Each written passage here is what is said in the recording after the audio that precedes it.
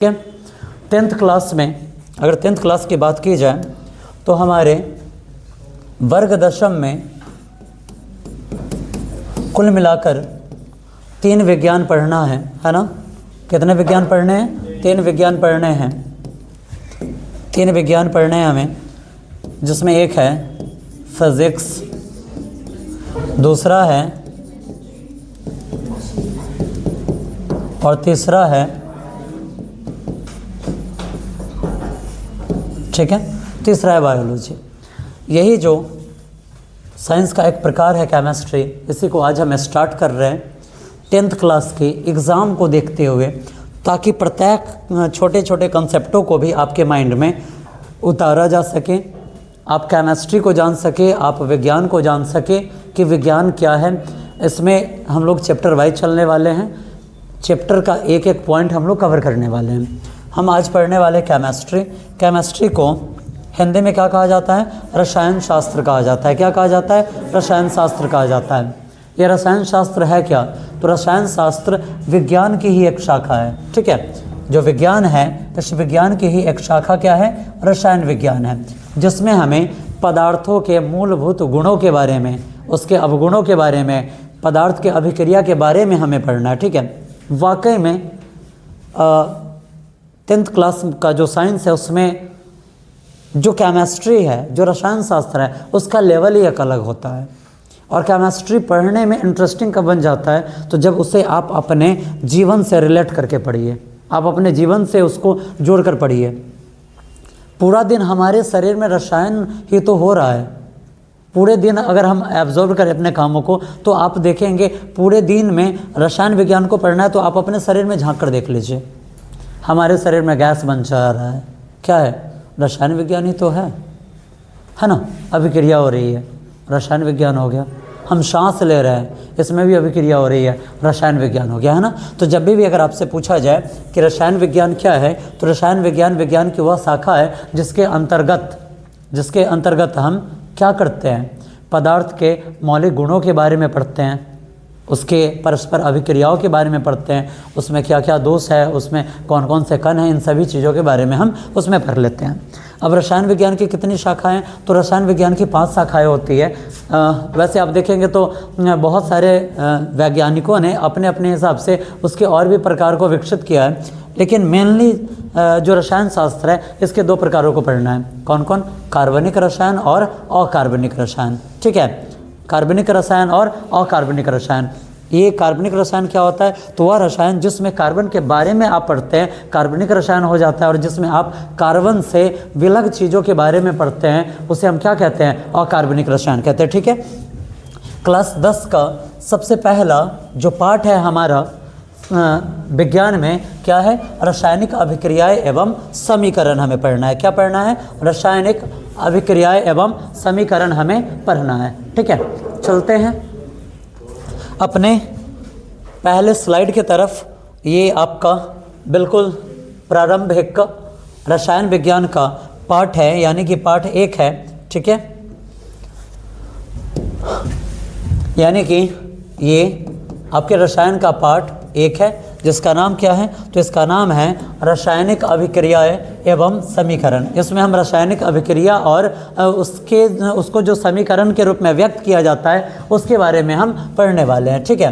वर्ग 10 का ये केमिस्ट्री का सबसे पहला पार्ट है। और भारतीय भवन बुक के अकॉर्डिंग हम लोग अपना जो केमिस्ट्री का जो स्टडी है, उसको कंप्लीट करने वाले हैं, ठीक है। यहाँ देखिए प्रश्न में सबसे पहला प्रश्न, रासायनिक अभिक्रिया किसे कहते हैं? रासायनिक अभिक्रिया क्या होता है? इस क्वेश्चन को बहुत बार एग्जाम में पूछा गया है, ठीक है। आंसर में देखेंगे, जब कोई पदार्थ अकेले ही या किसी अन्य पदार्थ से क्रिया करके भिन्न गुण वाले एक या अधिक नए पदार्थों का निर्माण करता है, तब वह प्रक्रिया रासायनिक अभिक्रिया कहलाती है, ठीक है। एक कोई पदार्थ है, ठीक है, ये क्या करेगा? ये खुद से ही अभिक्रिया कर ले, या फिर किसी दूसरे पदार्थ से ये मिलकर क्या करे? अभिक्रिया करे, ठीक है, अभिक्रिया करे, और उसके बाद एक या उससे अधिक नए पदार्थ का निर्माण कर दे, ठीक है। क्या कहलाएगा? उसी को रासायनिक अभिक्रिया कहा जाता है। क्या कहा जाता है? रासायनिक अभिक्रिया। यानी कि रासायनिक अभिक्रिया में होता क्या है? तो रासायनिक अभिक्रिया में एक पदार्थ या उससे अधिक पदार्थ खुद से या किसी अन्य पदार्थों से अभिक्रिया करके भिन्न गुण वाले एक या उससे अधिक पदार्थ का निर्माण करते हैं, क्या कहलाता है? रासायनिक अभिक्रिया कहलाता है। ठीक है, अब देखिए रासायनिक अभिक्रिया को कंप्लीट करने के लिए पदार्थों की उपस्थिति अत्यंत आवश्यक है ना? क्या है? पदार्थों की उपस्थिति अत्यंत आवश्यक है।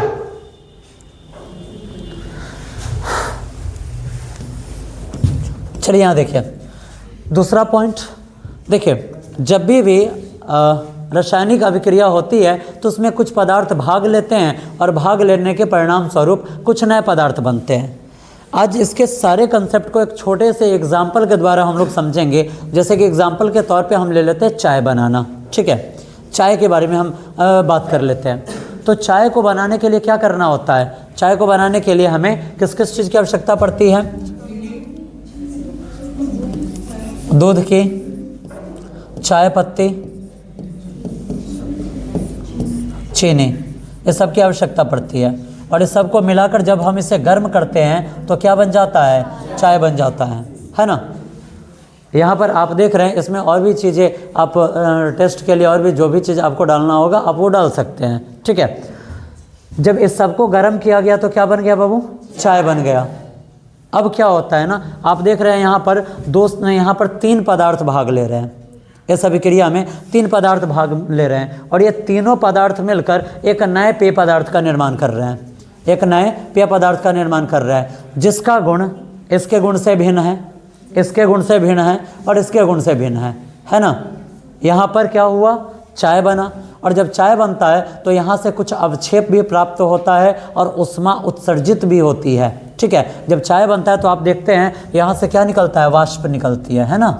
वाष्प निकलती है। और जब आप चाय को छान लेते हैं छन्नी के द्वारा और उसके बाद चाय के बर्तन को आप देखेंगे तो उसके तलछट पर चाय पत्ती बैठा रहता है। उसको हम क्या कहेंगे? उसे हम कहेंगे अवक्षेप। क्या कहेंगे बाबू? अवक्षेप कहेंगे। ठीक है, अवक्षेप कहेंगे। अब देखिए यहाँ पे, अब इसमें क्या है ना कि आप देख रहे हैं, यहाँ पे आप देख रहे हैं जब इन सभी चीज़ों को मिलाया गया तो चाय बन गया। ठीक है, तो हमने 8th क्लास में इसी को पढ़ा था, संघटक। क्या पढ़ा था? संघटक। संघटक क्या होता है? तो वह सारी चीज़ें जो किसी भोज्य पदार्थ का निर्माण करती है क्या कहलाती है? संघटक कहलाती है। भोज्य पदार्थ नहीं, किसी चीज़ को बनाने में जिन चीज़ों की आवश्यकता पड़ती है उसे हम संघटक कहते हैं। लेकिन अब क्या है ना, अब इसको हम दूसरे नाम से जानेंगे। किस नाम से? तो अब हमें पढ़ना है अभिकारक और प्रतिफल। क्या पढ़ना है? अभिकारक और प्रतिफल। एग्जाम में अनेकों बार इस क्वेश्चन को पूछा गया है। क्या? तो अभिकारक किसे कहते हैं? तो जो पदार्थ रासायनिक अभिक्रिया में भाग लेकर नए पदार्थ बनाते हैं उन्हें अभिकारक कहते हैं। जैसे चाय को बनाने में दूध, चाय पत्ती, चीनी भाग लिया तो ये हो गया अभिकारक। क्या हो गया बाबू? अभिकारक हो गया। ठीक है, और जब इस सबको मिलाया गया तो बनकर क्या निकला? चाय बनकर सामने आया। तो ये हमारा हो जाएगा प्रतिफल। ये हमारा क्या हो जाएगा? प्रतिफल। वैसे ही आप यहाँ देखेंगे कहा जा रहा है कि जो पदार्थ रासायनिक अभिक्रिया में भाग लेकर नए पदार्थ बनाते हैं उन्हें क्या कहा जाता है? अभिकारक कहते हैं। और प्रतिफल किसे कहते हैं? तो रासायनिक अभिक्रिया के फलस्वरूप बने नए पदार्थ, जो पदार्थ बना यह क्या कहलाता है? प्रतिफल कहलाता है। क्या कहलाएगा? प्रतिफल कहलाएगा। ठीक है, जैसे यहाँ देखिए जब हाइड्रोजन और क्लोरीन आपस में मिलता है तो ये किस चीज़ का निर्माण करता है? हाइड्रोजन क्लोराइड का। किस चीज़ का? हाइड्रोजन क्लोराइड का। हाइड्रोजन क्लोराइड को बनाने में किन किन चीज़ों की आवश्यकता पड़ी? तो हाइड्रोजन और क्लोरीन का। तो ये क्या हो गया? ये हो गया हमारा अभिकारक। क्या हो गया बाबू? ये है अभिकारक। क्या है ये है अभिकारक। और इस दोनों के मिलने के परिणाम स्वरूप क्या बना? 2HCl यानी कि हाइड्रोजन क्लोराइड। तो ये आपका हो गया प्रतिफल। क्या हो गया बाबू? ये आपका हो गया प्रतिफल। समझने में कुछ दिक्कत है क्या? नहीं ना? अभिकारक प्रतिफल सबका क्लियर है? ठीक है, बढ़ते हैं आगे। जब हम आगे बढ़ेंगे तो अब देखिए रासायनिक अभिक्रिया एवं समीकरण के थ्रू अब हम क्या पढ़ने वाले हैं? तो रासायनिक अभिक्रिया की विशेषता को लिखें। यानी कि जब रासायनिक अभिक्रिया होती है तो क्या क्या विशेषताएं हमको देखने को मिलेगा। तो देखिए जब रासायनिक अभिक्रियाएं होती है, रासायनिक अभिक्रियाओं की मुख्य विशेषताएं निम्नलिखित है। जब रासायनिक अभिक्रियाएं होगी तो हमें निम्नलिखित चीज़ें देखने को मिलेगा। क्या चीज़? तो गैस की उत्पत्ति होती है। जैसे मैंने आपको चाय में दिखाया है कि वाष्प उत्पन्न होता है, वाष्प निकलता है, गैस की उत्पत्ति हुई।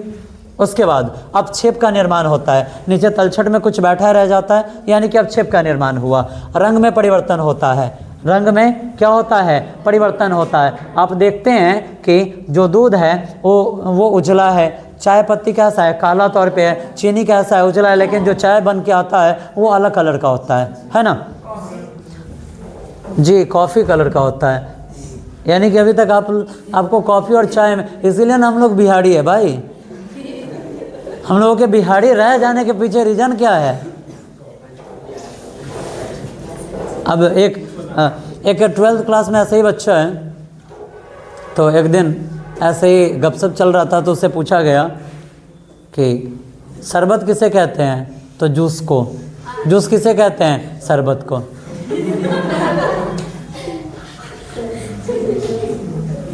पता है हमारे बिहार में कुछ भी फेमस नहीं होने का वजह क्या है? हमारे यहाँ ना सब्जी भी बनता है ना, तो सब्जी में भी मीट मसाला डाला जाता है ना। कुछ लॉजिक ही नहीं बनता है, क्या कर रहे हैं क्या नहीं कर रहे हैं। सब्जी बना रहे उसमें मीट मसाला डाल रहे हैं, उसके बाद मटन बना रहे उसमें गरम मसाला और उसमें भी मीट मसाला डाला जा रहा है। तो भैया फिर सब्जी और मटन में क्या अंतर है, जब दोनों में एक ही को मसाला डाल रहे हैं, है ना। चलिए देखिए रासायनिक अभिक्रिया के फलस्वरूप क्या क्या होता है। तो देखिए गैस की उत्पत्ति होती है, अपक्षेप का निर्माण होता है, रंग में परिवर्तन होता है, ताप में परिवर्तन होता है। चूल्हा पर चढ़ाने से पहले दूध तो ठंडा ही रहा होगा ना, दूध का कुछ अलग टेम्परेचर रहा होगा, चाय पत्ती का कुछ अलग रहा होगा, चीनी का कुछ अलग रहा होगा। अब जो नया चीज़ बना उसका अलग टेम्परेचर हो गया। शुरुआती दौर में दूध तो ठंडा ही था, चाय बना तो चाय गर्म है ना। चलते हैं, स्टार्ट करते हैं। अगले का पॉइंट देखिए, अवस्था में परिवर्तन होता है, अवस्था में भी परिवर्तन हो जाता है रासायनिक अभिक्रिया के फलस्वरूप। हो सकता है कि कोई पदार्थ अगर द्रव है तो गैस में बदल जाए, गैस है वो ठोस में बदल जाए, ऐसा हो भी सकता है। जैसे देखिए जब हम दूध को पतीला में डाले तब तक तो वो द्रव था, और गर्म हुआ तो वाष्प के रूप में उड़ना प्रारंभ कर दिया, अवस्था में परिवर्तन हो गया। अवस्था द्रव अवस्था में था और द्रव से किस अवस्था में चला गया, गैस अवस्था में चला गया, है ना। गंध में परिवर्तन होता है और उसका जो सुगंध होता है उसमें भी परिवर्तन आ जाता है। दूध का जो स्मेल होता है वो कुछ अलग और चाय का स्मेल अलग। ये जो मैं आपको अभी चाय, चीनी, चाय पत्ती और दूध बताया हूँ, सिर्फ एग्जाम्पल दिया हूँ ताकि आपकी समझ जो है वो क्या बन पाए, बेहतर बन पाए। ठीक है, अगला पॉइंट, रासायनिक अभिक्रिया की क्रियाविधि को समझाइए, है ना। रासायनिक अभिक्रिया की क्रियाविधि को समझाइए। ये जीवन के एक बहुत ही बड़ा घटना से रिलेट करता है ना। आप देखते हैं अक्सर क्या देखा जाता है, मतलब इसको आउट ऑफ वे में नहीं जाना है।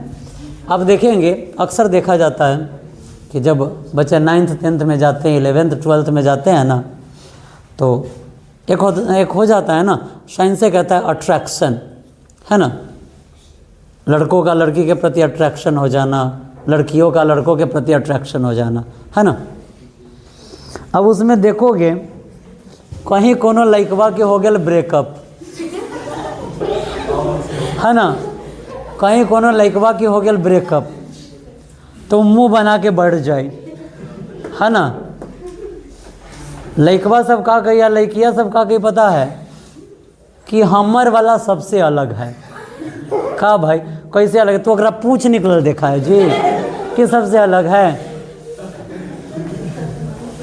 कि तोर वाला है ओकर दूगो सींग निकलल है, वो सबसे अलग हो गया। नहीं भाई, इंसान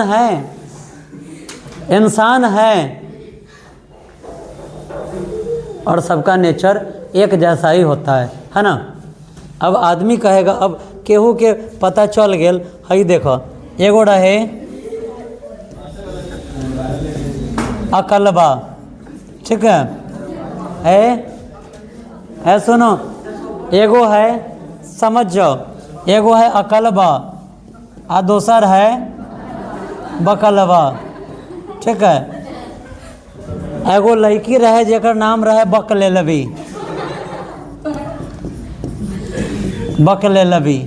ठीक है। ठीक है। पहले है जे बकलेलवी रहे ना, है बकलेलवी रहे, है केकरा संसर्ग में रहे, बकलेलवा के संपर्क में रहे। हाँ भाई, ऐसा जो काम करेगा वो अकलेले बकलेल सब न करेगा। अब एकरा कान में कहीं से उड़ते उड़ते खबर आया क्या है जे बकलेलवी है ना, है अकलेलवा से बतिया।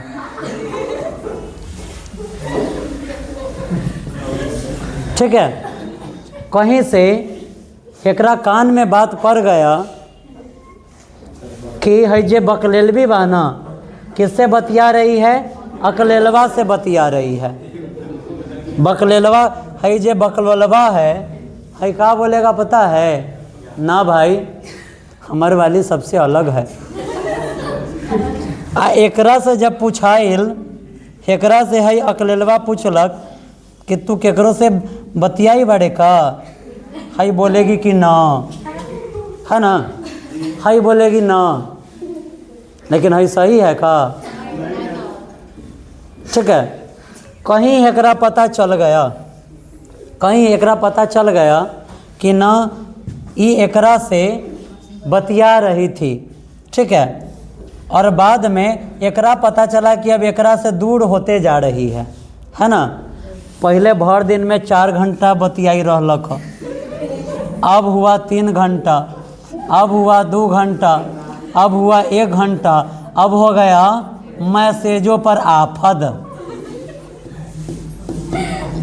ठीक है, अब क्या हो गया, मैसेजों पर आफत। तब अब क्या हो गया, मैसेजों पर आफत हो गया।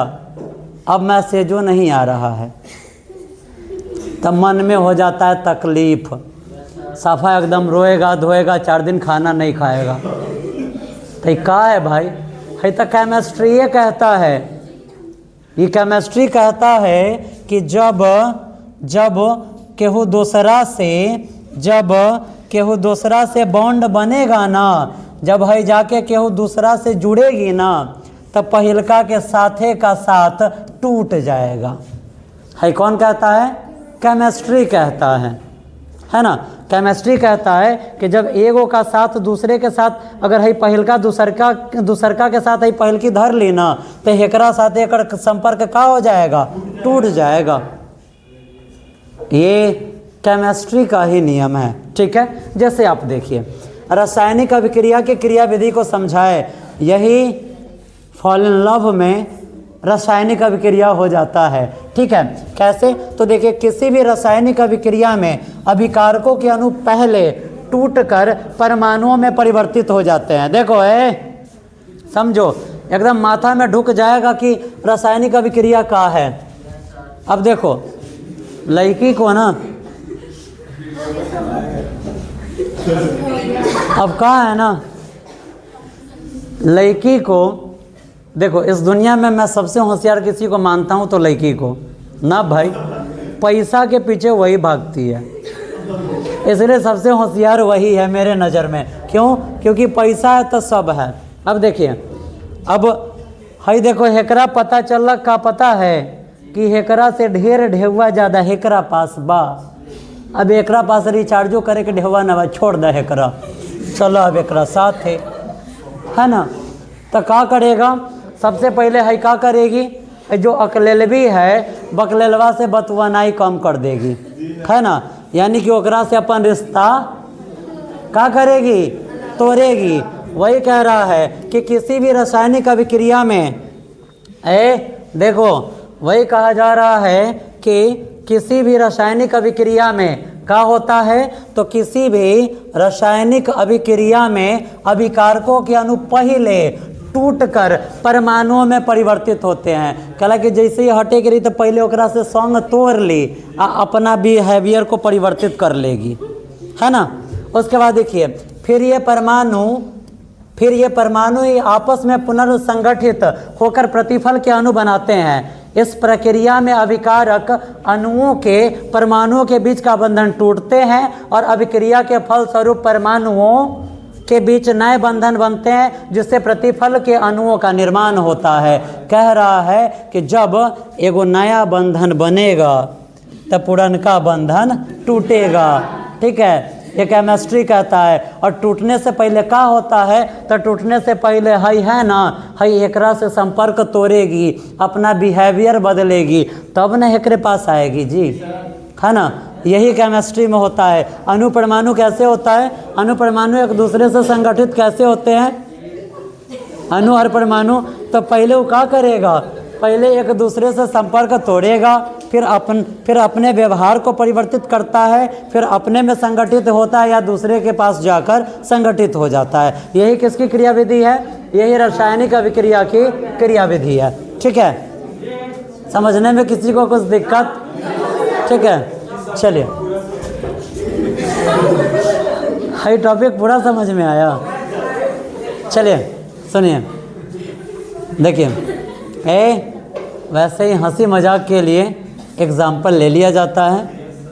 माइंड में ये रहना चाहिए, ये नहीं होना चाहिए कि हमने एग्जाम्पल क्या लिया है, हमें ये सोचना चाहिए कि हमने इस चीज़ को समझा कितना है। ठीक है, एग्जाम्पल इसलिए दिया जाता है ताकि आप एंजॉय करके समझ जाओ। अब आपको पता चल गया, अब सिंपल सी बात है कि आप अब समझ गए कि रासायनिक अभिक्रिया क्या होता है। तो इसमें एगो अणु क्या करता है, अगर इसको रासायनिक अभिक्रिया करना होगा तो दूसरे से संपर्क तोड़ेगा और ये जाकर ये इसके साथ बैठ जाएगा। यानी कि रासायनिक अभिक्रिया तभी संभव है जब एक के साथ संपर्क टूटेगा, तभी ना दूसरका से जाकर जुड़ेगा।